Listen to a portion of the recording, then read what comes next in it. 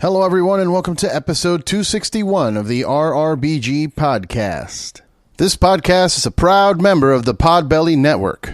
Go to podbelly.com and check out all the amazing shows we have on our network, including the Sofa King podcast, Robots for Eyes, Art and Jacob Do America. I mean, there's one for everything that you're into. If you're into Magic the Gathering, they got you. If you're into the occult, they got you. You're into serial killers, they got you. Everything. Go to podbelly.com, check out the list, and support the network. This episode is also brought to you by Killcliff. My friends over at Killcliff make the best energy drink you can buy in the market today. Clean energy, none of that crap that they put in Monster or any of those Red Bulls. No sugar, just clean power for all the grind you're going to have to put in today. And if you're not grinding today and you just want to relax, they also have CBD drinks to help you recover from any injuries you may have, any kind of inflammation. Maybe you went a little too hard at the gym.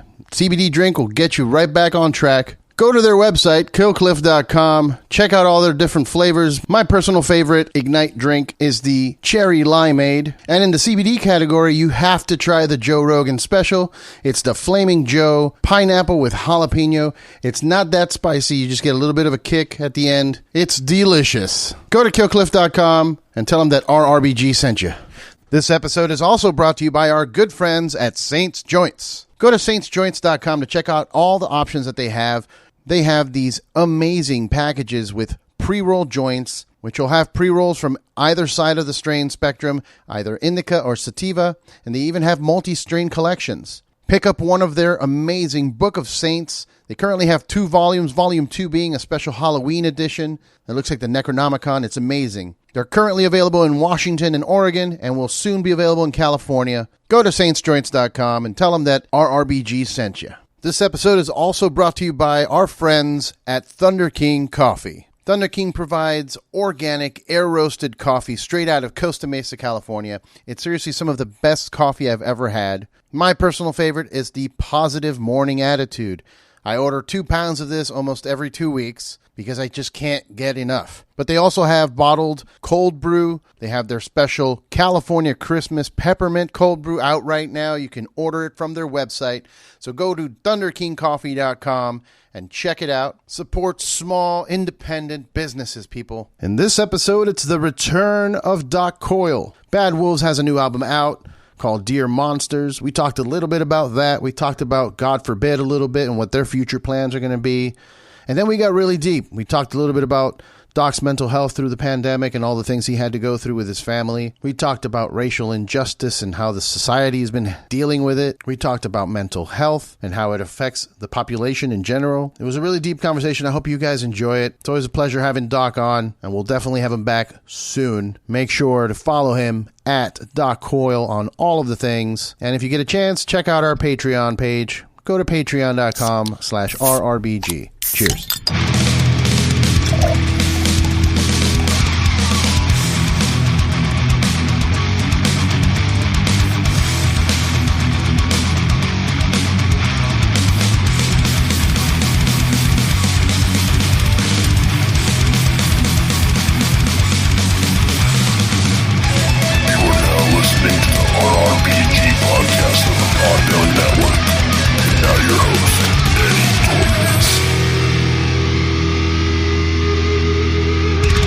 I'm here using the default camera on my laptop. I done upgraded. I see.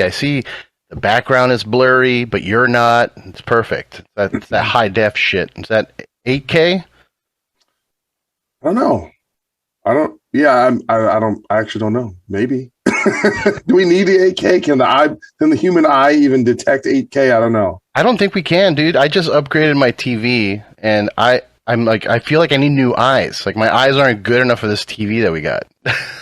I see what you're putting out. Like, we all, like, let's go to the eye guy, get the robot eyes, and it'll be great. Please? I mean, we're already, so close. We might as well. Yes, sir. Yes, sir. How are you? I'm good, man. How are you? I'm good. I feel like I just saw you. You did. I know. Yeah, we'll let people know where we were hanging at the Mastodon Opeth show. I missed Zeal and Ardor, unfortunately, but as did I. Very disappointed. Love that band. Yeah, dude, it's a shame. Yeah, I was still working. I was still working when they were playing, so I'm finally taking advantage of the fact that I moved up to the Hollywood Hills, area. Oh So shit! like, I didn't not the know. Hollywood Hills, but let me not exaggerate. I'm not in All the Hollywood Hills. I'm by the tar pits. I'm on the bottom of the hills. I used to live across the street from the tar pits. Oh, nice, dude. Yeah, I'm right off of Wilshire. I'm not Yeah, gonna give my address out. it's called. The name of the area is Mid Wilshire or Miracle Mile. Okay. Ooh, okay. I'm not on Miracle Mile. I know I'm like close to it though. I'm like it's down the street. Yeah, I lived there for 2.5 years.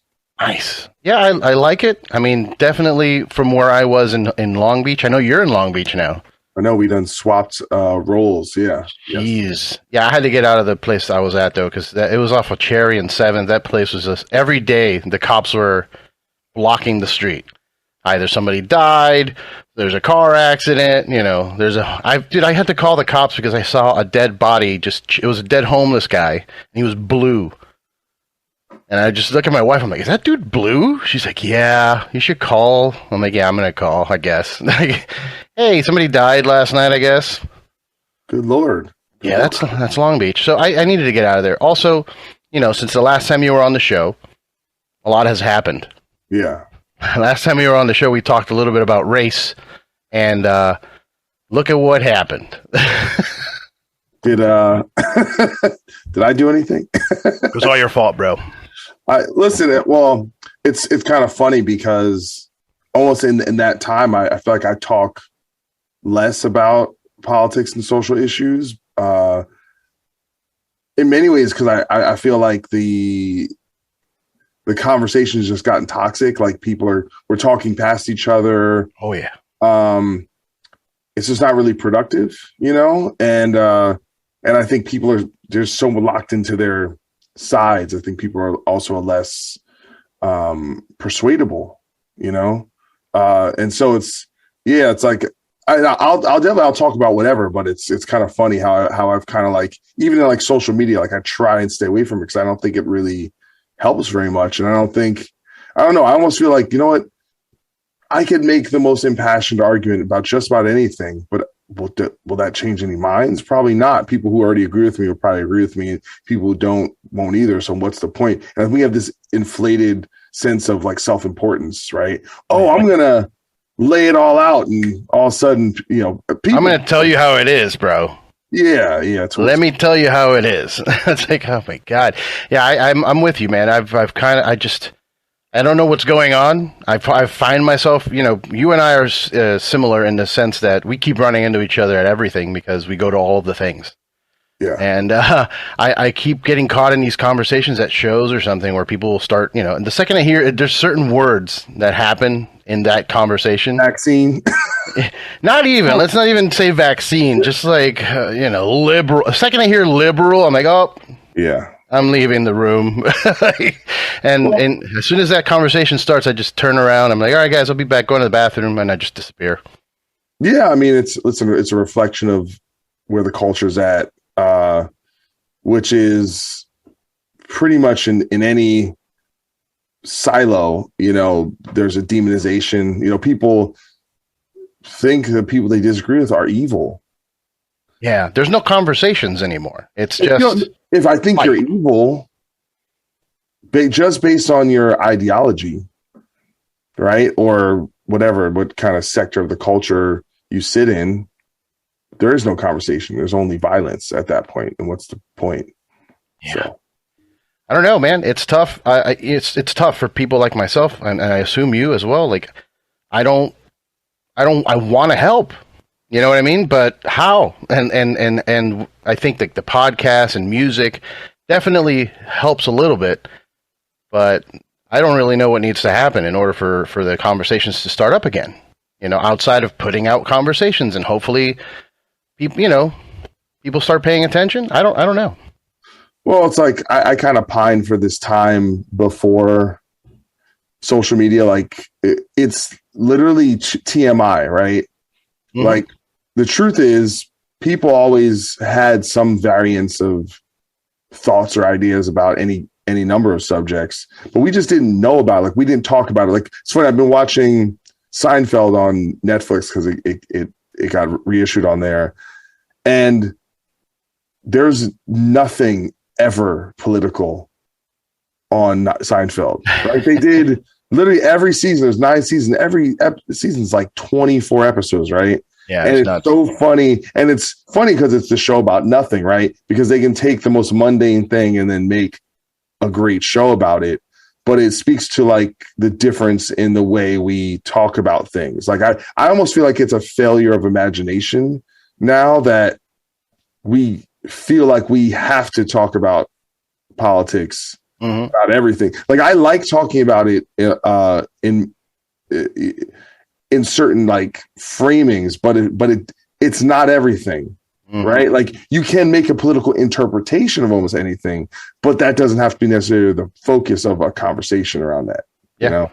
Yeah, absolutely, man. It's weird. You know, talking about Seinfeld, I recently rewatched or I would say watched it for the first time in its entirety, because I had seen, you know, a plethora of episodes just randomly, like at a hotel or in a fucking airplane or something. So I sat down and like watched the whole thing from start to finish. I didn't realize how shitty all those people are. Like, George Costanza is such an asshole. Like, that's the whole point of the show, is that they're like, they said there was a mantra of the show. It's like no hugs, no lessons, meaning that they're even kind of like. You know, the actual model that followed that was It's Always Sunny in Philadelphia. Yeah. Where even though they're a collective, they screw each other over all the time. And so the point is that, but with Seinfeld, say no hugs is like, no, there's no emotion. And we also, no one grows. No one screws up and then learns a lesson. Dude, yeah. I had never seen the finale, and it's so perfect. Like, I was like, wait, what? That's how it ends? That's amazing. Like, I don't even remember. Dude, spoiler alert for Seinfeld people. Jail, right? It's been a long time. Yeah, but they all end up in jail. I'm like, I was blown away. I'm like, yeah, that's what should probably happen. They're such assholes that, fuck it. Let's end it with them in jail. But anyway, I digress. You are busy. I see you doing shit all of the time. I'm busy, and I see you doing more than what I'm doing, so I know how busy you are. So tell me, Bad Wolves, Dear Monsters is doing well, very well from what I understand. I see the numbers all over the internet. How does that feel for you? You know, it's kind of like a mixed bag, because can you really feel numbers, right? It's just kind of a thing on a screen. Is it real? Is it? I think you have to have some distance between it, because sometimes the numbers also don't go in your favor. So if you think they're real when they're great, are they real when they're bad, right? So it's, you know, I think it's this odd thing where I'd say one thing that's very cool is like when the album came out initially and getting that first weekend of just outpouring and messages and emails and texts of people like giving legitimate accounts of how they feel about the record and knowing that they were really excited about it was very cool. And I felt really great about that. And it also coincided with settling the legal case and kind of tamping down some of, you know, that stuff that really kind of muddied the waters and made it difficult to really enjoy most of the rollout before the record. You know, it was really muddled feelings, you know, kind of leading up to that. But, you know, it's funny. I just did a podcast about analytics and streaming numbers and sales with Eric German and Mike Mowry and Ryan Downey. So it's like, I almost you need to go through a lot of stuff of talking to people who know about this stuff to even interpret what do these numbers mean and how do they measure against these numbers, and what, you know, it can be a lot to wrap your head around. But, you know, big number for us that actually just, it's not really, I don't think people really realize yet, is that Lifeline just hit #1 on the active rock charts. Nice. Which would be our 6th #1 single, I believe. And our last single did not go #1. So I think that's a real point of validation. That was something that felt like if we could do that, it would kind of give some sense of consistency with the band, despite, some personnel variances. Yeah, some tribulations, as you might call it. Yeah. Yeah, I get it, man. And it's such a thin line between, paying attention to the numbers because it's important, because it's your business. It's also your passion, but it's your life. You don't have a day job. This is your day job, So you have to kind of look at the numbers just to make sure the finances are there, I guess. But also, like you said, you can't really gauge it by that, because some numbers can be fake, some numbers can be real. Like, who knows? Well, it's not that they're fake. It's just that they can be decontextualized. Like, you have to understand, a statistic can be cherry picked, and a narrative can be developed around that. But unless you contextualize that against the backdrop of all the other numbers that matter and delve into it and see what story that really tells, and you have to be dispassionate, because sometimes you want it to tell a certain story, so you'll manipulate, like I said, take a number out of, cherry pick a number and go, oh, well, this is the story I want to tell, so I'm going to focus on that, which is, we spin things to everyone does, to develop, if we're in the business of selling our band and have people, feel that the band's doing well. And I think in many ways the band is doing really well, but I think there's a lot of areas to work on, a lot of areas to grow, a lot of just work we need to do. We haven't toured yet with this iteration of the band. That's the next big thing. So 2022, it's going to be about getting the live show together. And to me, I think that's when it'll feel real. If there is success and you can see it and you can feel it and you can talk to people and you reach out and touch them and see the excitement. And that's something that is impossible to fake, in my opinion. Right. Yeah, it is. It is. Absolutely. There's nothing like the live show experience, dude. And it's been hurting. Thankfully, this year alone, I've seen some of my favorite bands, so I'm grateful. I'm happy. If the Deftones were to magically appear in LA in the next week or so, I'd be set. Like, I did the whole thing. So they're coming. Yeah. So it's just, live shows are, to me, always the most important thing. I don't even care who's there. Like, if it's like a small crowd, a big crowd, I just want to be there for that whole. To me, that's the experience. The albums are one thing too. I feel like an album is more of something you take home from the band, but to me, the band experience is watching them perform live. Yeah, and I think to some degree, I think there's a generational switch with that. I think it's we're in that. I mean, I think we're having a younger generation who really might be experiencing the band solely through virtual streaming. Means. Yeah, streaming, YouTube, Twitch, like because some people are introverts. They don't necessarily like going to shows. They don't like being outside of their comfort zone or being around people, especially post-pandemic. Some people are they don't feel comfortable, right? So there are really two different existences. There's some bands who don't stream very well at all or sell very many records, but they sell tons of tickets and people. And the merch lines are out the door. And exactly. So there's all these different avenues of kind of connecting with the band. And you're seeing a whole new kind of economy around, hey, we're not touring right now, but here's the other ways we're going to connect with our fans. Yeah. And so I think anyone who's embracing that, and obviously you want to do both if you can, is ahead of the curve. Absolutely. Yeah. I mean, it's revenue when there wasn't, because before you would hear that all the time. Like, we make all our money on the road. So what happens when you don't have a road? You got to make your own damn fucking road. That's it. Yeah. And they have bands like the Deftones who still haven't toured, right? Since then. Yeah.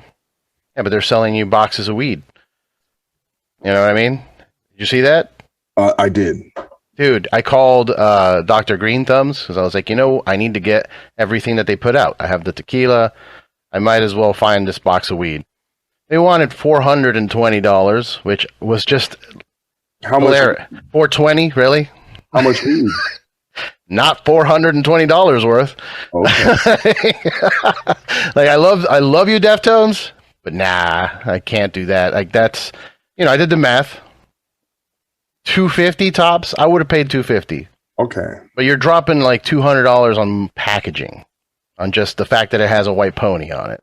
Gotcha. And that's cool. If you got the money, worth it. It's beautiful. It's a beautiful box. Lots of, white pony logos everywhere. They got 3 different types of edibles. They got flour. They got a pen, and they got some other stuff. Great. That's not in my budget.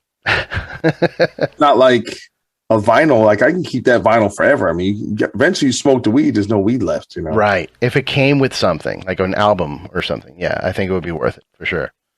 But that is the type of things that bands need to be doing. And did you hear I think it's Megadeth put out crypto. Megabucks. You can't go to the show. It's like, hey buddy, do you take US currency? Nope, only megabucks. So what do you think about that in terms of do you think we're headed towards a clusterfuck where currency is just everything? You're talking to the wrong guy. I'm so out of the loop with that stuff. Me either. I don't know what an NFT is. I'm just wondering, like I see it happening, and I'm starting to feel like the old man that's like losing touch with technology. Like when my grandfather couldn't figure out what a GPS was, and I had to explain that. Listen, I think, what I know vaguely about blockchain technology, I think that will be with us to stay and will move a lot of things forward technologically. As far as the NFT thing, part of me goes, I get the kind of rush to it, but it almost kind of reminds me of like baseball cards and comic books in the early 90s when everyone's like, oh, everyone needs to buy this thing because we think it's going to be worth something.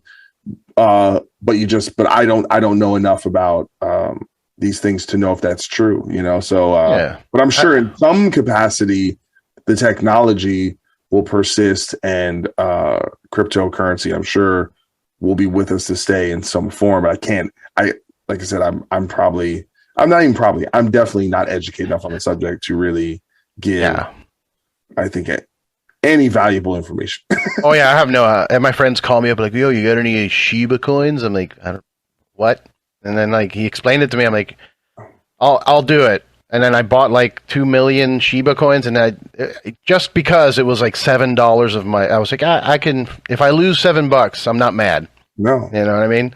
But it's just sitting there. Now it's like $100. I'm like, okay, that's cool, but I'm not like, I don't know what's happening. How is it happening? Why is that happening? Fine. More people buy it. More people want it. I mean, yeah, dude, it's weird. Economy.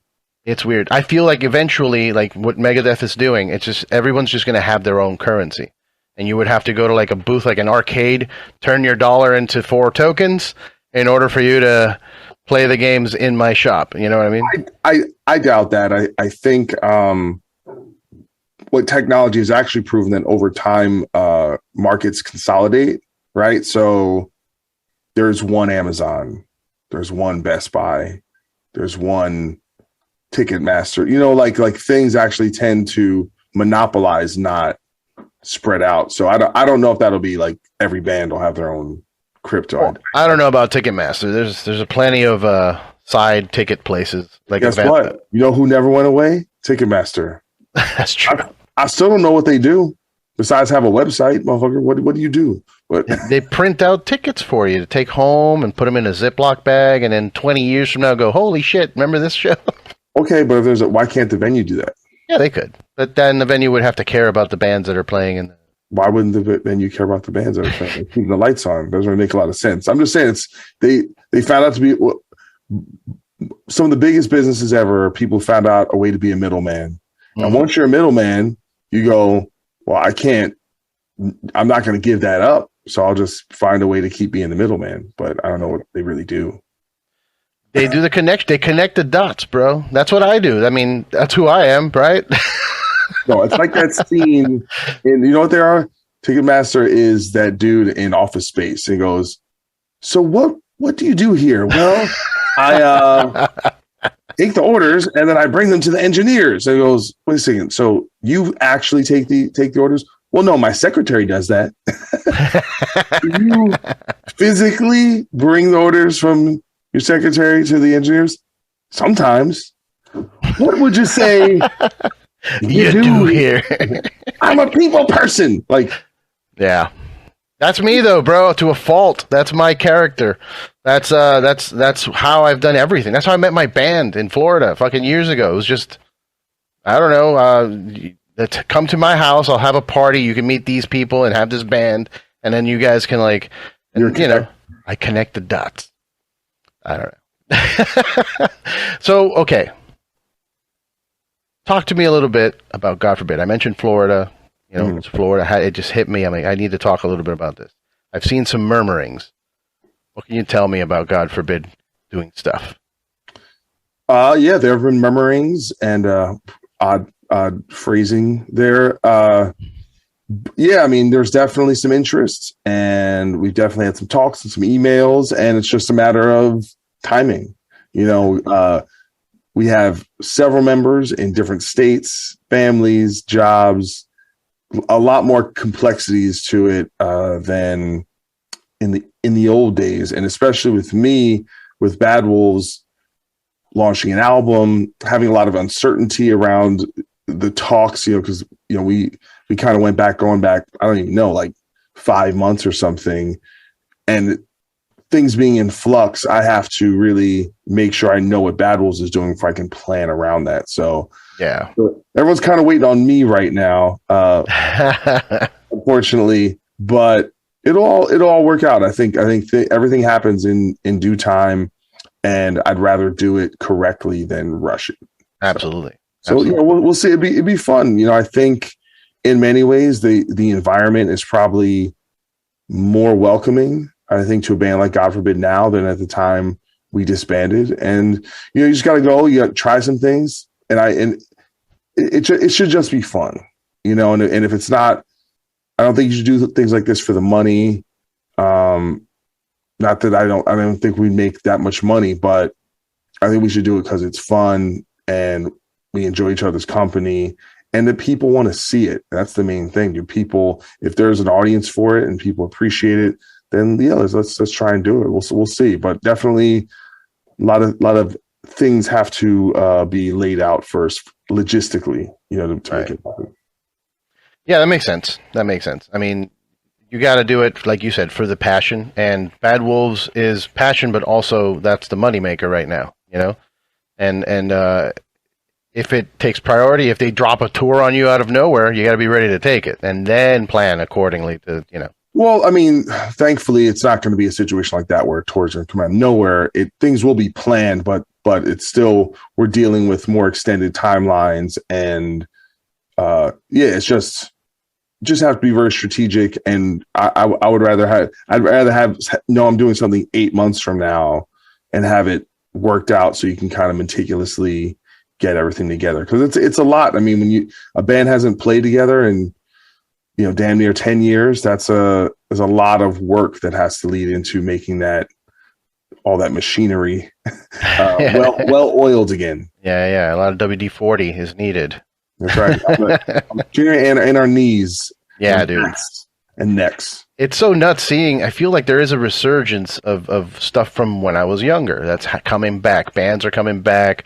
Not MMA, professional wrestlers, older wrestlers are back wrestling from my youth. There's, movie like the Ghostbusters are back. Like, it's there's a lot of they're not back. All right. What do you mean? Hey, I haven't seen it. Ghostbusters were not 10 years old. Okay. So that means they ain't back. Okay. Yeah. I don't know. No. Some Ghostbusters are back. I'm saying the Ghostbusters are not back. Yeah. Okay. That's all I'm saying. Okay. I saw that movie. I did not enjoy it. Okay. You did not enjoy it? I did not enjoy it. Tell me about this, because everyone I've talked to loves it. I haven't seen it yet. Yeah, everyone that's seen it's like, wow, amazing. I'm in tears. I guess they took the bait, I guess. Oh. I don't have any nostalgia for Ghostbusters because I watch the first two movies all the time. So like I watch them regularly. So it's not like I'm like, oh, I need that thing. And to me, what the filmmakers think people like about Ghostbusters is like the gadgets and the costumes and the car and the music and the sound effects. And it's like, when I realized, like, oh no, you know what I like about Ghostbusters? I like those characters and those actors and their chemistry and that energy, which is a little magical and it's not easy to recreate. And I'm not saying it wasn't like bad filmmaking per se. I think everyone did their best, and it's a decently enough well-made film. It's just not the story I want to see. It's not how I would have continued the series. And I think the third act is just like terrible, you know. And I think what it reminded me of is like a much clunkier version of what Star Wars did in their sequel trilogy, but skipping straight to the last movie. Right. So it's like if Rise of Skywalker came out first, which is considered by many to be the worst out of those three, but it picks up a lot of those same beats, which is leaning on nostalgia in a way that feels inauthentic. And I don't know who they made the film for, because the whole thing is they treat the whole first act of the movie like someone who'd never, like you were introducing someone to Ghostbusters who's never seen it. Right. So the characters have all these questions that we know the answers to. So how is that fun for me? If they're all, what's this? I'm like, I know what that is. The point is I should be the one who doesn't know what's going on. Right. Right. Yeah. But then they're trying to introduce it to a new audience, but they're also sitting there like panning across a proton pack for 15 seconds. But who is that for? That's supposed to be for me, the old guy who's supposed to be all like in awe. But they're, you know what I'm saying? Like but they're also making it for a new audience. So it just feels very like pandering. It's pandering, but also like, hey, we're going to walk this line and we're going to get a new audience, but then we're going to give the people what they want. It's like, that's not what I want. Yeah. And I think in the first Star Wars, The Force Awakens, I think did that very well. I think they found a way.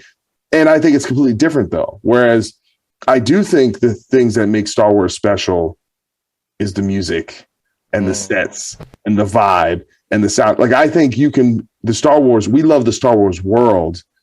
We do love the characters, but the world is just a great thing to be in. And I don't think Ghostbusters is quite the same. Well, I think that's, with all due respect, your opinion. like I know that I go to a lot of conventions and I see these people dress up, and for them, that's Ghostbusters. The dressing up, the cosplaying as the Ghostbusters and having their Ecto whatever packs and their what's the Ecto cooler from High C. Like it's all merchandise for some. Actually, for the majority of their fan base at this point, like we're the old guys that, like you said, that movie's not for us. That movie's for the next generation, for sure. And then for us to I think what they did it for is for like the dads that have to take their kids. No, I know. To see a movie, and that just seems a little cynical for me. Instead of what I'm saying is, I'm not saying those. Yeah, I get there's a whole contingency that cares about that in that way, but that doesn't necessarily lead to good filmmaking. Yeah, no, I get it. I agree. I mean, how did you feel about it? I liked the first one, and the second one was just scene. I felt like I was watching a live action haunted house. Like it just felt like I'm walking through a haunted house, but it's a movie. Like the second one was like 3 hours long, and it was cool, but I thought the first one was a lot more effective. The guy, the Pennywise, the dude is fucking great, and the design, and I thought it was great. The second one was just a little like, it was fine, but I probably won't really go back to it though. Yeah. I felt the same. Wasn't the second one? Wasn't there like a giant statue at one point? Yeah, it was just like you kind of knew what it was going. It almost it kind of felt like it. You know how like the Nightmare on Elm Street movies got more comical. Yeah, years. It just felt like that. Like each of the characters would go off and do on their little thing, and then they'd have a living nightmare, which was like they're like going through a haunted house, and then they would survive. Like, I just don't. Sometimes I start questioning shit. I'm like, okay, so sometimes he can kill people, but then sometimes he doesn't kill people, and then they do all this shit right at the end, and then it doesn't work. I hate that shit. When motherfuckers they spend the whole movie, we gotta get this thing, and then the thing don't work. I'm like, why'd you do all that stuff? Like, why'd you waste my time? You think you're misdirecting? No, you're wasting my time. Writers. That's great. It's so important that we did this thing, and it wasn't. It wasn't that important. It was friendship all along. That's right. There's a way to pull that off, but it didn't really do that. Yeah, it's interesting, man. It's a weird time because what do you do? They obviously can't come up with new shit. Yeah, they've tried. No, that's not true. We can come up with new stuff. We just we can. They can't. No. I'm saying the collective we. It's just studios are more risk averse, but I think that's the beauty of streaming is that's where you're going to see original properties, less so in mainstream, kind of blockbuster theatrical release. It's going to be less and less. But if you think about it, it's like for everything to be a sequel, there had to be an original, right? Right. Just to want the Matrix, new Matrix, there had to be an old Matrix. So you would think that logic would go to them, hey, how are we going to make sequels for shit if we don't have an original thing that's great? Basically the last guy they kind of make original stuff is Christopher Nolan, and yeah, so I'm all about that. But like I said, I do think there is a good amount of that stuff in streaming. There's a lot of money. I think certain properties we're seeing certain stories are better told in series rather than in films, right? It's easier to do character development and let things breathe. It's like one of the things that new Eternals film came out, which was fine. But a lot of people said this, and I agree with that it would have been better as a series. I saw the trailer and I tapped out. I'm out of the MCU now, dude. Like I was hooked the entire time when they had the whole Infinity thing going. And after Endgame, I was just like, nah, I'm good. Like, I'm not that they're bad or anything like that. It's just I was in for Thanos, and he's gone now, and I don't care about anything else that's going on. That was my guy. I don't like Captain America. I don't like Iron Man. Like, I like them now. I'll give them that. The movies made me like those characters because when I was just collecting comics, I was more the villains guy. I did not care about any of the heroes. Down with evil. I get it. Murder, genocide. Yes, that's your kind of thing. I get it. Darkness. That's right. I get it. I need it in my life because I need it to balance me out, right? Isn't that how it works? You're so good. I'm so good. I'm such a nice guy. Yeah, you just needed a little bit. I totally get it. So tell me about yourself, mental health wise. How were you throughout this whole shit, man? Because I've discovered through this time period that I'm not as put together as I thought I was. So you tell me. It's been rough, man. I lost two parents during the pandemic, not to COVID, and they were both young, under 70, both of them. In their 60s, and both sudden. And that on top of whatever the world was going through during that time, and then this craziness with the band and online harassment, people like every day, several people telling you you're a piece of shit, you suck, you're going to be nothing, false claims, you didn't, just really just tough stuff. Right. And so it's been rough, man. It's like, I kind of realize, I think depression, anxiety, these are just things, not only but I'm speaking from the perspective of myself, I think it's just something I'm going to have to deal with in my life. And I have to figure out mechanisms to deal with it and to manage it, right? Whether that's exercise or meditation or,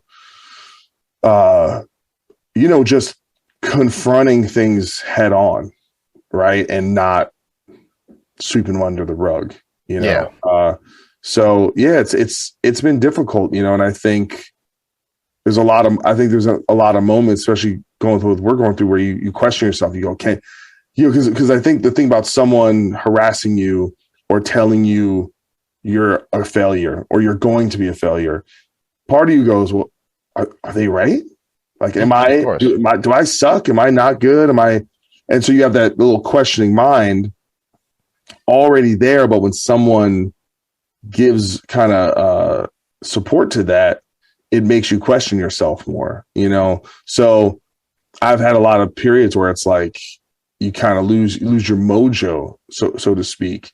But that's kind of come back around. And for me, it's just being busy, being productive, working, you know, like doing the wedding band stuff and the Battles record coming out and having definitive goals and definitive, like, hey, we're doing it. Because you can't really, you know, you can't solve all the problems in a day, right? You can't, hey, I'm going to quote unquote make it in a day, right? You can only deal with whatever thing you're doing. Hey, if I'm recording a guitar solo, I'm recording that guitar solo. That's what I'm doing. Just make that guitar solo good. If I'm doing a podcast, do a good podcast. Do my best efforts. And then if you do that collectively over a long period of time, and then you do 1,000 good things, then that equals hopefully some form of success.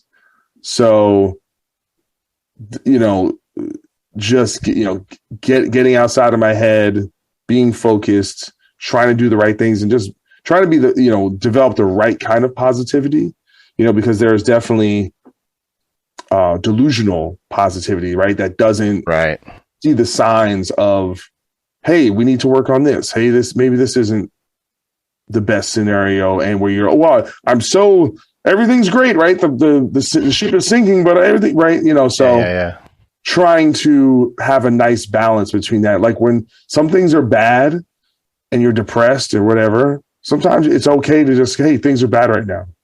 And I'm just going to sit in that and let the bad emotions exist and not fight it and go, I have to not be no, just sometimes it's okay to be sad. Sometimes it's okay to be down in the dumps, because you know what goes up must come down. What goes down must come up. There's a yin and yang. Now we want to tighten that wavelength so that the highs and lows aren't so high and low, right? We want to keep it in a manageable range.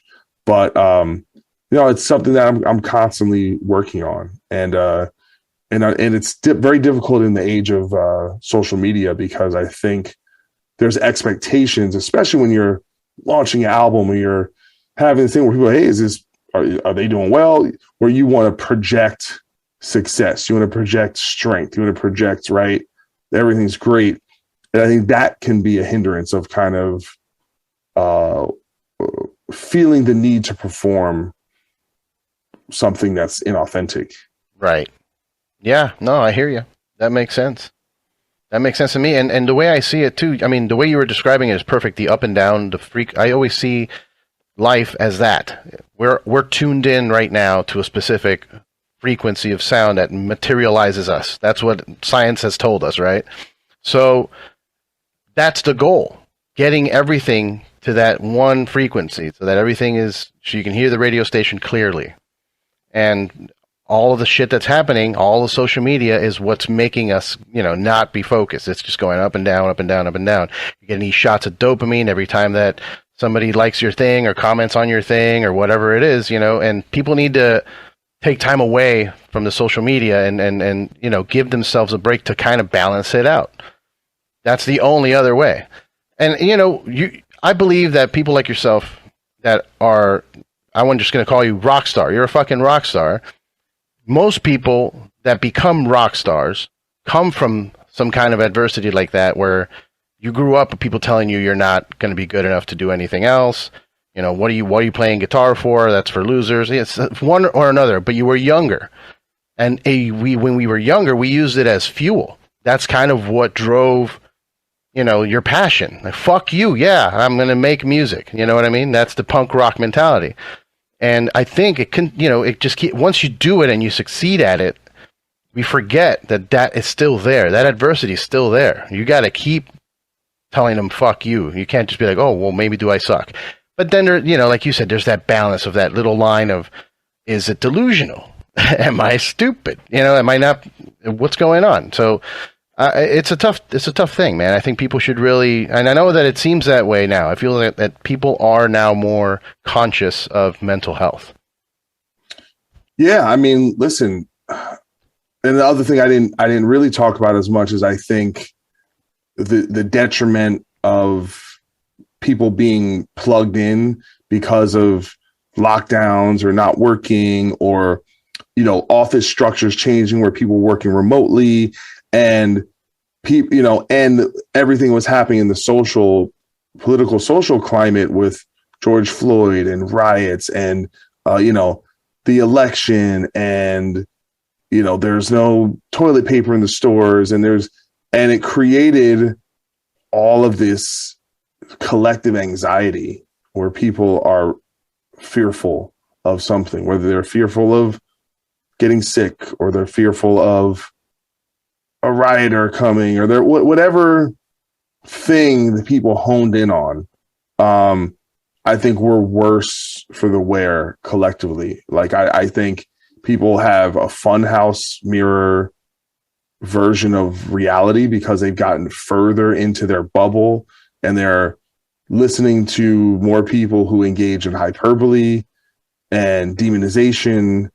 And so we don't really have an accurate sense of things. Like I did this post on Twitter not too long ago where I was talking about how like it confuses me, like how so many of us can look at the same thing and have like not only different opinions, but polar opposites. And I almost feel like those opinions aren't even that accurate. I think other people tell them what they should think. And so they double down. They go, well, my tribe thinks this, so I'm going with the tribe. And so there's not a lot of pushback against that and going, what is really there? There has to be some consensus on some things, right? A general consensus, right? 60-70% of people can look at, okay, that's what's happening there. And that really is scary to me. It's not that everyone should think the same about everything. I don't think that's true. But there should be certain things where we go, that wall's red, right? That's a red wall. You know what I'm saying? Yeah. Like well, unless you're colorblind. Yeah, well, exactly. But even if you can't see it, it still doesn't mean the wall's not red. It just might look different to your eyes based on your disability. But what I'm saying is that's the other thing that, like, I remember like first going out and you're just getting these weird conversations. You're like, this fucking pandemic broke a lot of brains. And I think it, and when I say that, I'm not just pushing that outward. I think my brain has been affected in its ways as well, but it's about mitigating those effects. And then also going, okay, we're in this process of having some semblance of normality, and going, okay, we were in that phase, and now can we go back and do things and look at things different? But a lot of people are stuck, and that leads to extremism. It leads to, I think, this, in a way, it's like a form of activism that I think can be troublesome. Yeah. Right. Like, because if everyone wants to start a revolution, right, but they have different revolutions, that can lead to a lot of crazy things, and a lot of like the people, like, I watched a documentary about January 6th. It's like those people were shouting 1776. They thought they were doing a revolution. Mm-hmm. Right. And that's because that doesn't happen without the pandemic. That doesn't happen without being told something every day for X amount of time. And you have to do something. Right. That's active. And we kind of want activism. We want people to be able to protest. Like it's this thing of like something good going over a certain point and past the point where it's no longer good and it becomes destructive. So, yeah. I mean, the simplest way I've broken it down is, as human beings, we got to keep our bodies and our minds right. And what happened with the pandemic is that people stopped paying attention to their bodies. You hear plenty of stories. Some people went the right way and worked out at home and did stuff, but a lot of people put on that COVID-20 or whatever the fuck, or COVID-19 extra weight. People weren't exercising their bodies, and they were exercising their mind extra because they were home all the time. Stimulus, and Netflix, video games, whatever it is. You know, I don't think they're working their minds. I think they were actually doing the opposite. I think they were doing the same. I think they were doing the same thing to their bodies they were doing to their minds, which is they were eating junk food physically, and then they were absorbing internet junk food. Right? So if you're in the wrong websites, you're on the wrong, listening to the wrong podcast, you're in the junk food aisle of the media department. So I think and if you're playing video games 15 hours a day, same thing. It's good in moderation, right? Yeah. It's okay to have a Snickers bar, once a week or a couple of times a week or something. But if you're eating 5 a day, I saw you looking around. How many Snickers bars are you sneaking in, brother? I don't even remember last time I had a Snickers bar. I'm like, okay. Just a look that you gave, you're like once or twice a week. No, actually, my go-to are these Reese's cake things. Have you seen these? Oh, what's that? Really good. These little Reese's cakes, is it like a cake, but it's a giant buttercup? No, it's not that big. It's pretty small. Okay. It's probably the same portion size, but it's just good. But anyway. So, but the point is, I actually think people, it's like they're hanging out in the ghetto of the internet, in the rough neighborhood with the shitty influences, and I think that's so. But they don't realize it. They think they're, it's like some people go, "Hey, do you know you probably shouldn't eat that?" And they go, "What? That's bad." Yeah. Yep. They don't know because so much of it is still so new, right? These enclaves and the polarization and a lot of that stuff in its current form is still pretty new. So we haven't really, and they're being told from the things they're absorbing that the other stuff is the junk food. So everyone's pointing at each other going, they're bad, they're bad, they're bad. So how do you know what's bad if everywhere you go, they say the other thing is bad? Yeah. Yeah. I don't know. I feel that people that do that get sucked into that, like the bad neighborhood or whatever, and they end up getting hooked on it. And like they want more, so they keep, and the more you feed yourself that, your brain starts to, fall apart, basically. You're exhausting your brain. You're not giving it time to rest. You need to back away from the screen and meditate for like an hour at least, like do some stretches or something. Like people aren't doing that. These people on like the QAnon sites or whatever, they're there all day, man. All day. They get up, coffee, delivery, and they just keep going. And it's that's not healthy. You got to back away, go stretch. Well, it's for people, it's like, okay, let's say there's something bad happening somewhere in the world, right?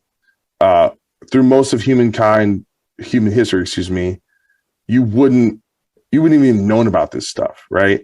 But now if there's a bombing in France, right, but you live in Kansas, as far as your brain is concerned, it might as well happen right down the street, right? Everything becomes localized.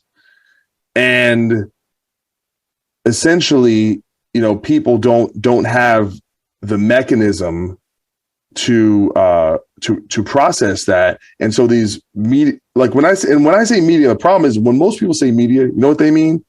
CNN. Yeah. Right? They literally mean media, and they mean these 3 cable networks that like not more than 2 million people even watch. Like 5 times many people listen to the Joe Rogan podcast than watch CNN or more, right? But guess what? He's media as much as they are media, as much as some YouTuber is media. Like it's all media, right? It's just a place you go to get information or learn things or kind of get a sense of what's going on, right? And everyone has a platform for the most part, and anyone's ideas can get out there, right? Mm-hmm. Some guy talking his pickup truck on TikTok is media and is influencing people. So the way that works is you create an enemy, right? The way to be successful in that, you create an enemy, you give people something to be afraid of, right? Then you go, here's why it's dangerous. And then you activate them. And then you go, well, here's how you take a part in it. So what it does is when that bombing happens in France, instead of feeling helpless, now they feel like they have some control. So what is it? So in everything, it'll be a call to arms. It'll go to the school meeting and yell at the teachers, or go, buy a gun, or write your so it's like activism is good. We want people to be active, but it's also like there's actually some shit you actually can't control. You have no control over it, right? Like me, I could be the biggest environmentalist in the world, right? But no matter how many cans I fucking recycle, how many hybrids the machine is still grinding behind you. Well, no, there's just the world is the world. You're one person, right? And some people, of course, one person can change the world, right? But more often than the case, that's not the case, right? That we're going to be like George Floyd changed the world, but did he try to? No, he just happened to be a person who went through something, and then the consequences of that kind of changed the world. Right.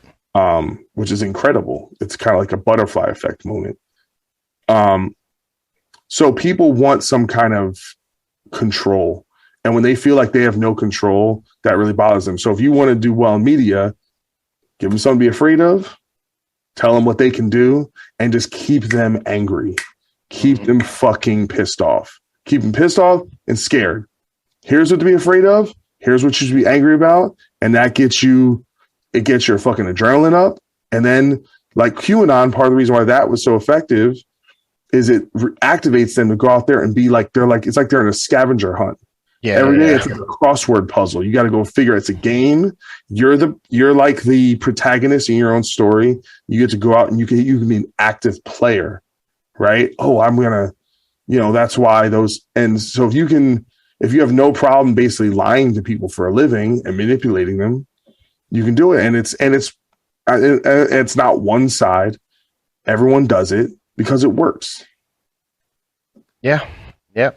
And I mean, I don't want to talk shit about, anyone, but there are certain people that I see once they get into a position where they have enough listeners that they pick a side. You know what I mean? It's weird. They realize like, oh, I got to keep them engaged. So what do? Follow those steps you just mentioned. Give them something to fear. Give them something to be crazy about and how to stand up against it. Like, I don't know, man. I've been playing around with the idea, and I've said it a few times on the podcast already, but if you want to be media, like you said, if you want to be a creator, a content creator, you need to pass a test and get a permit.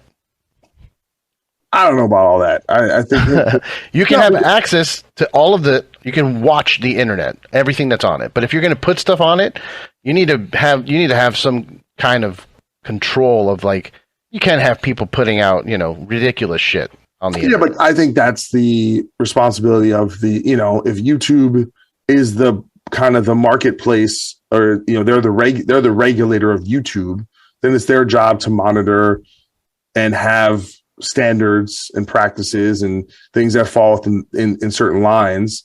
And they do. I'm not saying they do the best job or even a great job. I'm truth be told, I'm probably not clued in enough to understand all that stuff. I know YouTubers complain about them all the time. But look at the podcast market. That's pretty much completely unregulated. You can talk. I'm sure there's Nazi podcasts and all kinds of crazy whatever. I don't know if there's pedophilia podcasts. I'm sure stuff like that they probably take down. But there's. I think it's if you're providing the platform. Right. So and that's, by the way, and that's the reason why things like 4chan and 8chan started, was because Reddit became more regulated and people wanted to go a place that was like, excuse me, the Wild West. Yeah. Mad Max Beyond Thunderdome version of the internet where there was, and so it attracted specifically the kind of person that would post things that were offensive or dangerous or, beyond the pale. So I think in many ways that's kind of a version of the whole internet where some people, a pretty large contingency, kind of believe, well, no, the internet is the wild, wild west, and it has to stay the wild, wild west. And that's the purest form of the internet. Right. And I just don't think that's true. I don't think we, and you're just kind of seeing that almost pervasive philosophically within society, where it's like the Kyle Rittenhouse situation, which is the idea behind vigilante justice and taking matters in your own hand, which is a very kind of old West type of mentality, right? Like if you live in certain states where they have open carry, and that's like to my mind, that feels regressive, right? Like we're going back to where, hey, everyone comes in town, everyone's locked and loaded, and we're kind of, and that's a vibe, and that's a vibe some people are into, right? It's not necessarily the vibe I'm into.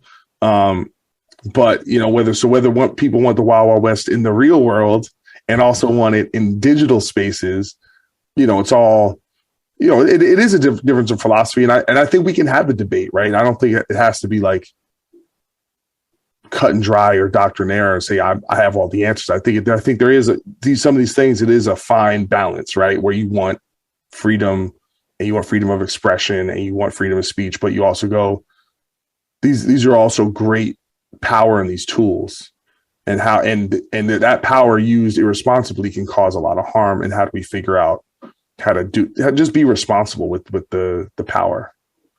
Yeah. I mean, I think I don't know. Maybe that people will disagree with me. It's fine. I think that if a certain state wants to secede and go do your own thing, go. Good luck. Hope it works out for you. And then when it doesn't, you can come back. We'll buy you back. We'll let you in. Just pay the membership fee. The problem with that, it's kind of like Brexit. There's it didn't work.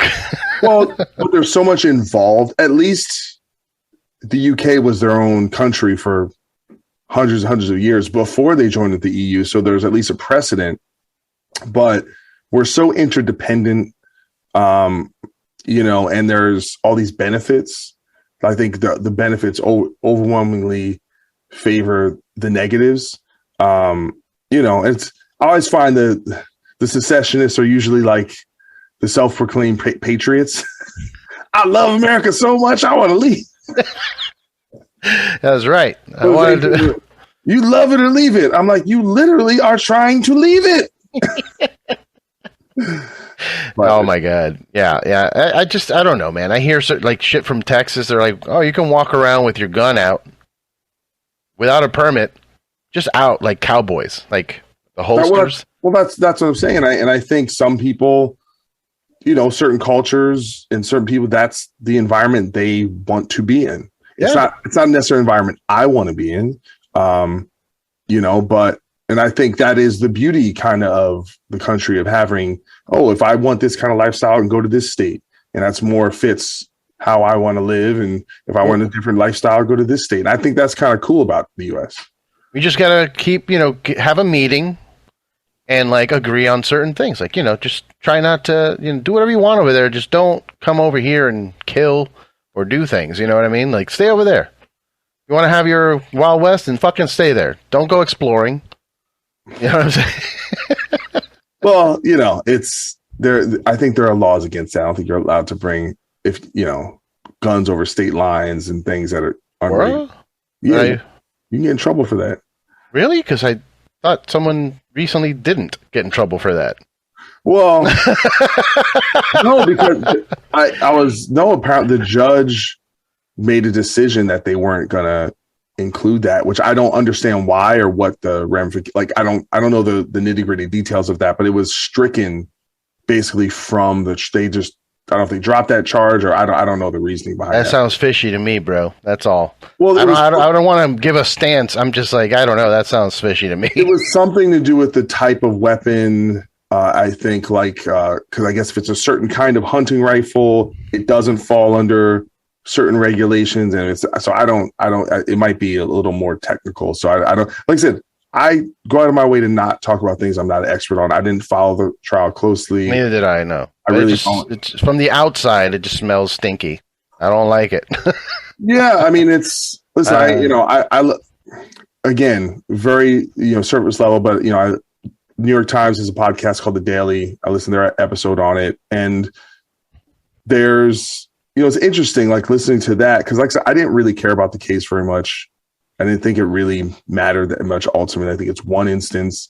And it's like, to me, it's this idea of like, one thing is like big action, reaction, action, reaction, right? So it's this weird thing where it's like George Floyd happens, right? And then there's big pushback against policing and racial tension. And then there's riots and all this stuff. And so then there's another killing, right? And so that's what was happening in Wisconsin. And then people are responding to that. And then there's another killing. And then it's like almost like it becomes this never ending thing of responses, right? Like, and so basically it was tried on the fact that he was there and it was self-defense, right?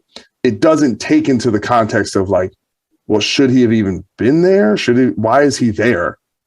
Does he have a right to be? And then so it gets in this, but the trial is only about if he was in danger, if he felt he was in danger, did he have a right to defend himself? And it's as simple, and it's basically simple as that.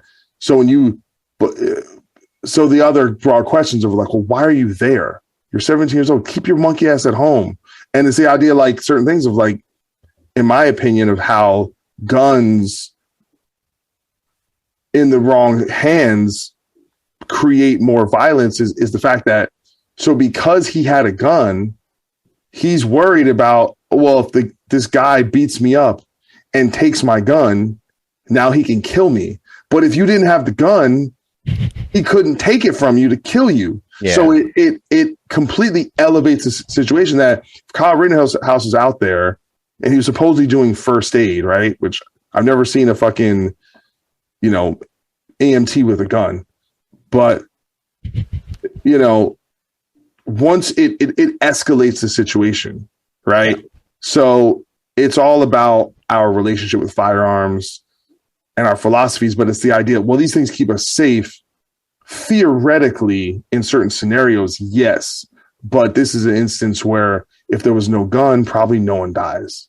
Yeah. Right? It's, guess what? Sometimes, like, people just take an ass whooping, Like sometimes, like, what happened to just taking an ass whooping? What happened to this dude's trying to fuck me up? No, I'm gonna run. Yeah. Yeah. You know what? I'm 17. I got good fucking oxygen. I'll fucking outrun this motherfucker. But it's, again, I look at the situation and people are so emotionally invested.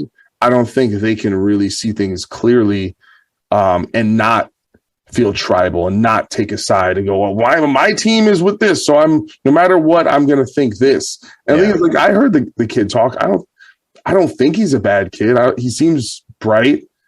And if you only play the perspective game, you can go, well, yeah, there's a version of that where you give someone the benefit of the doubt that they were trying to do the right thing or do something good and it just went bad. Like going in with the best intentions and things just going awry, right? Which is like that phrase, the road to hell is paved with good intentions. Hey, and that's what happened in Cuba. Yeah. Castro took over Cuba with good intentions. Yeah. They were under a dictatorship with Batista. Yeah. He came to free the people. All of the people wanted him. Yeah. And then what happened? Became a dictator. Yeah. So I guess maybe because that's where I grew up with and my history and shit. Like when I see situations like this, that's what I see. I'm like, that's good intentions. Okay, I get it. I'm not going to, like I said, I don't know enough to give a perspective or a side on that scenario. It's just the whole thing just seems fishy, like you said. And, and I don't necessarily agree with what I'm about to say, but I'm starting to understand those parents when I was younger that were like, oh, video games are bad for kids. Like, I don't think they're bad for kids, but I also feel that the more realistic they get with 4K and fucking all that, and like you're playing Call of Duty where you have a gun in your hand and these kids are getting this rush because it looks real and they're doing it in VR or wherever the fuck, like that can't be good. You know, it can't be a good thing for brains. Well, I mean, I think those things are difficult to prove. It's never really been proven. I mean, there are some correlations between, for example, the way modern video games are and how they train people to use like drones. So if you're actually physically using that technology and controlling drones, that they know that having that distance kind of, it doesn't feel quite as real. And part of that might be because kids grow up playing video games and you have this thing of, right, like, is it a weird thing that we spend a lot of our time virtually killing people or watching violent movies? Like, I love violent movies, right? My favorite films, right? But there's some, there's a lot of data that suggests it actually does the opposite, that it makes you more peaceful because you can kind of get stuff out of your system and that there might be a therapeutic effect. So, I mean, just in general, I think the problem is when things happen that are tragic and we can't explain it necessarily, there's a lot of scapegoating. So it's 1980s. It's the evil metal music that made these kids kill themselves or murder somebody. It's in this era, it's Marilyn Manson's fault that the kids at Columbine did what they did. And so I think when you bring these things up, it's not that there's no valid point to it. It's that unless you can empirically prove it and we know how to kind of deal with that, it just becomes a scapegoat. It becomes convenient because it alleviates responsibility of everyone else involved, right? The parents, the society at large, the educational system, just whatever's going on. So I think we have to be careful about that stuff. And like I said, I think with everything, it's just in moderation, right? Like, or understanding, okay, if you take someone who's mentally unbalanced and they think it's real, right? There was a guy, I was watching this one documentary who watched the Matrix, right? He was obsessed with the Matrix. And he thought he was Neo, and he like got the trench coat and he murdered his mother and father. Jesus Christ. And he thought he was in the Matrix. And it's like, is that the Matrix fault? Or was it a mentally unstable person who happened to find a piece of media to glom on? And the truth is, if it wasn't for the Matrix, it would have been Fight Club, or it would have been Equilibrium. It would whatever. It would have been Blade. That person would have found something to focus their mental illness around, and it just happened to be that, and I think that happens a lot of these mass shooters or terrorists, like when you had these string of attacks that were ascribed to ISIS, where it's just Muslims who lived in America ISIS just was like the hot thing. So they were just the buzzword. I'm with ISIS, but it's like, are you? You're just a guy who just says that. But if it was 10 years earlier, would they have just, I'm with Al Qaeda? They would have just, you know what I'm saying? Like, what is it that organized? Is it that?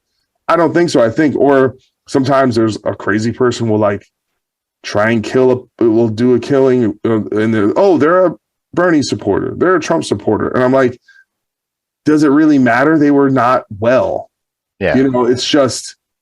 And that's the thing is like when you have people who are mentally unstable, to me, their motivations are almost irrelevant because it could be anything. It could be a game of Mad Libs. Interesting. Yeah, it makes sense to me the way you're describing it. I started feeling that fear of like, am I starting to understand the old ladies that were saying video games are bad? Because it really, But you're right. It's the person, because I haven't gone out and killed anyone. I play lots of video games. You know what I mean? Yeah. I mean, like, to me, when I look at that situation, it's a question of how do we feel about taking matters in our own hands, right? And there's an element of being proactive that goes beyond what is reasonable, right? Like, is it my responsibility to protect my home? Of course, right? That's a yes, right? Okay, if someone's trying, okay, yes, you are complete. But is it your responsibility to go out and be the police? No. In a place, are you right? Are that is a kind of, in civilized society, we've kind of gone past that. But is it like, if the situation is so bad, if there are riots and chaos, what is the response? So this is what I'm saying, of like putting yourself in the mentality of someone who is actually trying to do something good, but maybe does it ineffectually, which is why you should not have 17-year-olds on the street doing things that grown people should be doing. Like, so I think it's a lack of, just being able to manage people and like put people in that position. That's just. Do you think it falls on the parents? Do you think that your parents need to raise you right? Well, of course, but there's also apparently a legal structure that defended that environment. So it's like, so a lot of it so they said, like, so you have self-defense laws, right? Which are pretty different in states, but in a lot of these kind of redder states, they're very strong, stand your ground, like Florida and things like that. And then when you take that self-defense, which was originally basically described for home defense, right? That's what they were designed for. And then you combine that with open carry laws, it turns the streets into a different legal playing ground, right? So which is kind of weird, because as long as you have a gun and as long as you say you're in danger, then it's justified. This is why so many cops don't get prosecuted for shooting unarmed people, is because as long as they can prove that or convince a jury or whomever the body's looking at, they were in legit danger, that works. But think about it. That's only because the gun is there. The stakes are so high. Imagine two of us both have guns, right? Yeah. It actually is in your best interest to kill the other person, because once they're dead, they can't testify. And all you do say is, I'm in danger. But theoretically, if both people feel in danger and they shoot each other, aren't they both equally have merit? Unless you say, well, whoever initiated it is the one. So I'm just saying, it's like this. Han shot first, basically. Yeah. Like it's really, it's kind of, but this is what happens when you give that's so much freedom and responsibility to say, hey, you can have a weapon in the streets and then go into a violent, unpredictable environment like civil unrest. I think it's a recipe for disaster. Yeah. You're gonna have, as long as there is civil unrest and you have open carry and citizens who feel engaged, who want to go out in those environments unregulated, right? It's unregulated. And listen, a lot of environments, you see, so what happened. There aren't enough police to deal with the looting or there's not enough manpower.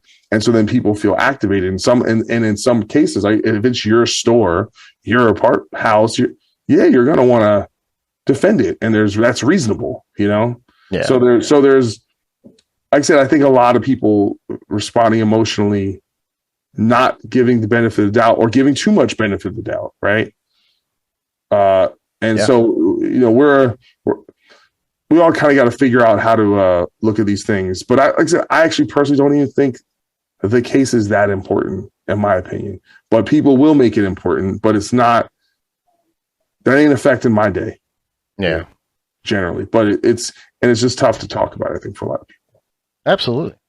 It's funny, you mentioned that whole mentality, and I saw it on such a small scale the other day. I went to the Every Time I Die Violent Gentleman show, the anniversary show. Mm-hmm. And I was looking for parking. There was no parking for the structure. So you had to street parking or whatever. And I found this lot. And I didn't see any signs or anything. I parked. And then as I'm walking out, I see a sign that says this is school parking lot. But I see other cars parking and people getting out of their cars. And I stopped one of the guys. I'm like, hey, man, can we park here? He's like, they can't tow us all, brother. I'm like, that's where we're at. That's where we're at as a society. They can't tow us all. I'm like, oof. It's always been that way. Like there's a thing cops, security understands fundamentally is that there's never enough police to actually stop everyone if things went crazy. Yeah. So part of the way they demonstrate strength is to keep an illusion that they actually do have enough. But the truth is, if the people wanted to overrun anything, there's not enough police, unless literally like you got the army involved or something crazy like that. In response to things like massive crowds and riots, when you get to like that sums of people, obviously they can handle domestic, normal policing scenarios dealing with smaller numbers of people. But of course, yeah, there's and laws are only as good as they can be enforced, right? Like there's not enough like that, there's just not enough manpower to accomplish certain things. That's why like this idea, hey, we're gonna get rid of all the illegal immigrants. I'm like, how? Good luck. You know how much money that would cost and how many years it would take a workforce of like probably 500,000 people, 15 years to do it. You know what I'm saying? And then meanwhile, people are still coming in.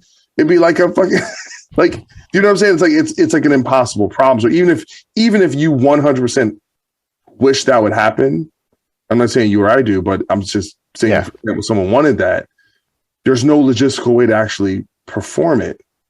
So then once you kind of realize that, it's kind of like drugs, right? Like you really wanted to get rid of drugs, it'd have to be like the Philippines, where like if you get caught with drugs, they just shoot you. Like you'd have to be so afraid of selling drugs or getting caught with drugs that you wouldn't want to live in that society. It'd be horrible. Yeah. What we do, we just pretend like we're going to arrest people. You're just going through some fake shit and we're just ruining a bunch of people's lives. But the truth is, it should just be legal because you can't stop it anyway, unless you lived in some crazy society that you wouldn't want to live in. Yeah. You know? Dude, it blows my mind living here in California now that I used to buy weed. It would take me 2.5 hours. I would have to go on a fucking adventure, go into some neighborhood, hang out in front of a house for a few minutes until somebody walked out. It was dangerous. There was definitely weapons and dogs and all kinds of crazy shit, to now where I can walk into a store and there's a dude giving me dab samples. Like that's nuts. And there's people in jail for that. Yeah. You know what I mean? Like shit is weird. And I don't know. I really don't know. I think that's what it comes down to, is I don't know what we can do to make shit less weird, or if we even should make shit less weird. Isn't it funny that in Texas you can walk around with a gun, but you can't buy weed? Well, I can't have you high with a gun, man. That's just crazy. Well, no, but it's like, it's funny where it's like, oh, we're free, but can't do that. Can't smoke weed. Which seems a little weird. It is weird, man.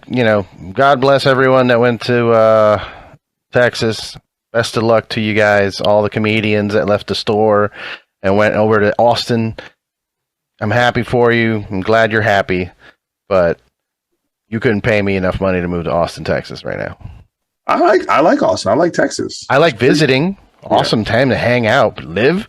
Yeah. That's like telling me go back to Florida. There's no way I would ever move back to Miami, I'll go visit all my buddies, good times. But Miami is buck wild. Dude. Miami's fun. I like Miami. Yeah. Miami is a party town. And if you go even further south, if you go to the Keys, woo, you want to talk about Wild West? That's the Keys. Back when we would do this brew festival down in Key West, and it was just madness, dude. 5 a.m., people walking barefoot in the street, drunk. Like, it's just chaos. No cops. Nothing.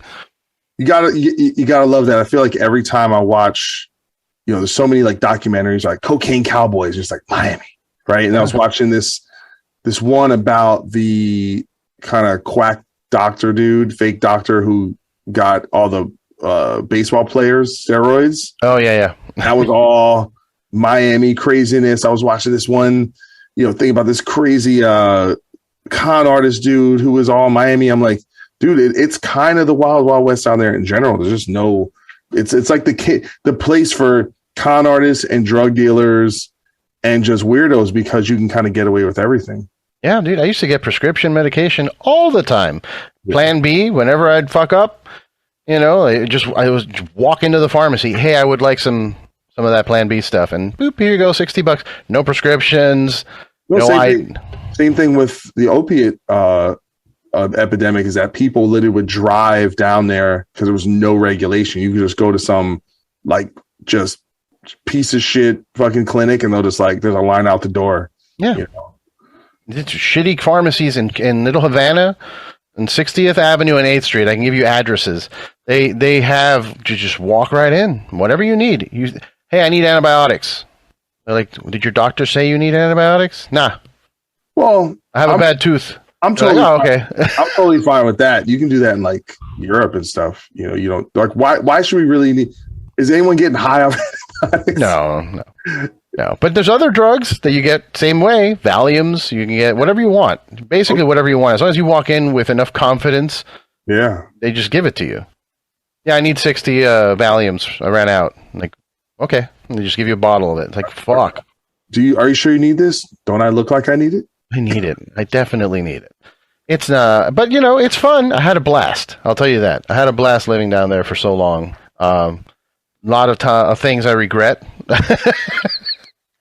But, you know, good times overall. But, dude, we've been going for an hour and 25 minutes. Usually we stop at an hour, but, you know, we could talk forever, I think. Definitely get me running my mouth. I apologize if I talk too much. No, man, that's good. That's the whole point of a podcast. So for everybody that's watching and listening, this was Doc Coyle. I'm going to start doing this now. I'm going to start introducing the guest at the end of the episode. I like it. Yeah. Got to change the podcast world, man. Everybody's too generic. Yeah, this man needs no introduction. Yes. But Mr. Coyle, it was great seeing you last night. It made me very happy. You know, like I said, I saw you at the Knotfest 2 nights ago, bro. 2 nights. Day before yesterday. Mastodon was the day before yesterday? Day before yesterday, that's right. Inga, dude. Mm-hmm. Yeah, my memory's shot. That's all right. No, but yeah, so it was good seeing you, though, recently. Likewise. It felt like it was yesterday. And, you know, it brings me joy to see friends and to see you all around all the time. For people that want to follow your adventures, at Doc Coyle. Everywhere. On all of the things. DocCoyle. I'm easy to find. Easy to find. Especially with that rhinestone jacket you had on. I loved it. You were easy to find. I spotted you right away. I'm at Brown. Multiple individuality. Shout out. Yeah. Also, Bad Wolves. At Bad Wolves. I mean, shit, dude. Number 1. Yeah, we have number 1 single. You're the number 1. Actor Rock's single in the country right now. Fuck yeah, dude. I'm very happy. I'm so happy for you, man. I know that you've been, like you said, you've been through some shit. And I want you to know, too, that you know how to get a hold of me. So if you're ever down in the dumps, hit me up. We can hang out. I appreciate it. Yeah, man. Thank you guys for listening. Thank you, brother, for your time. Take care. Have a great day. Love you, brother. Cheers.